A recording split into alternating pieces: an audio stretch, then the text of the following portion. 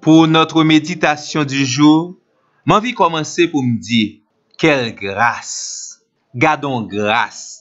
Cette grâce spéciale que le Seigneur nous a accordée est réellement la dimension qui t'est manquée dans la vie. Et une fois que vous finissez comprendre et accepter cette grâce, ou bien activer cette grâce dans votre vie, désormais, ou pas jamais moun encore. La grâce de Dieu nous facilite tout ce qui était dans un premier temps impossible à nous.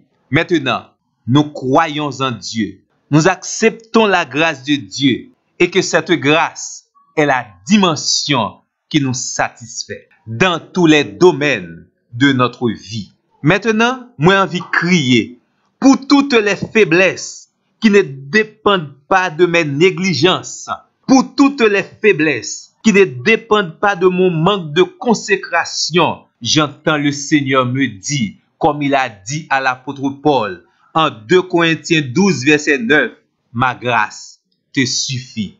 Ma puissance s'accomplit dans la faiblesse de l'homme.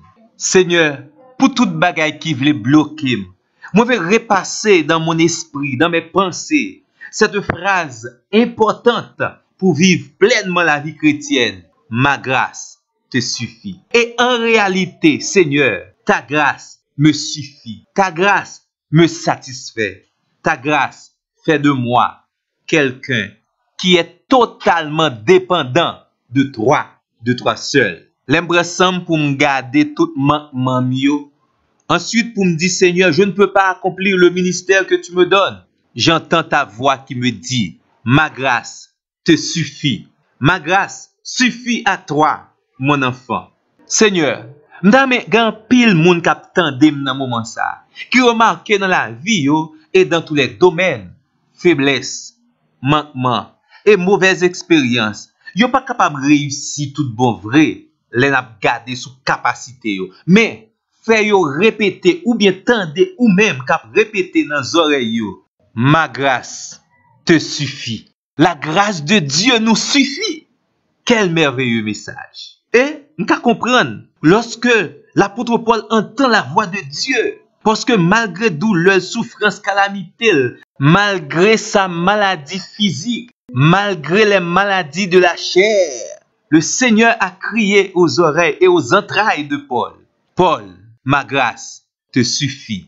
Nous sentons qu'il y a une double portion Paul vient recevoir maintenant pour aller de l'avant, pour faire progrès, pour avancer, parce que la grâce de Dieu lui suffit dans ses luttes. La grâce de Dieu lui suffit dans les expériences de la vie. La grâce de Dieu lui suffit à travers les persécutions des ennemis.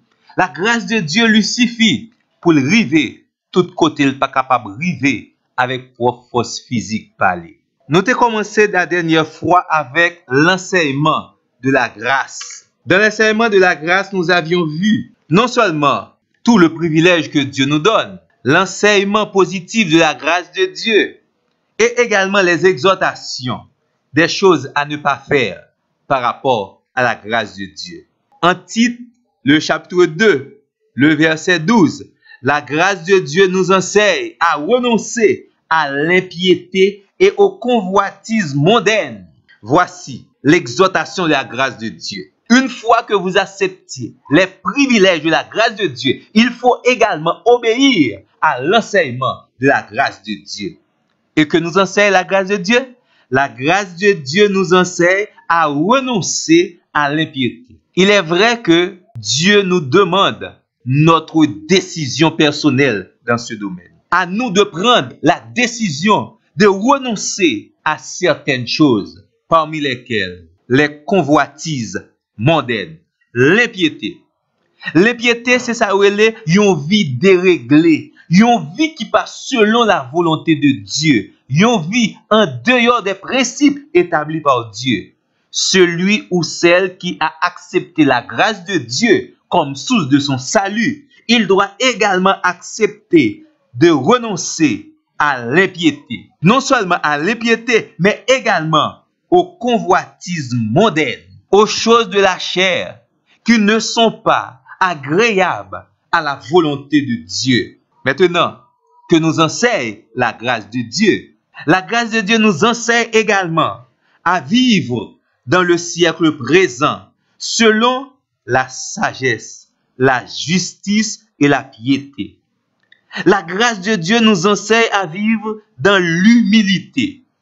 L'enfant de Dieu doit obéir à l'enseignement de la grâce qui lui sauve.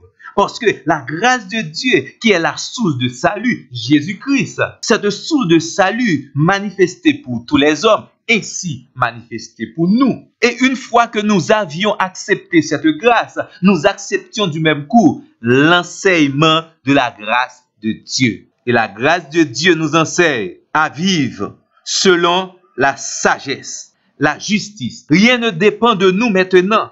Tout dépend de la justice de Dieu. Ce que nous sommes, c'est pas nous qui faisons comme ça, mais c'est Dieu qui a préparé ce plan merveilleux pour notre vie. Notre justice vient de Dieu. Ainsi, nous acceptons l'enseignement de la grâce.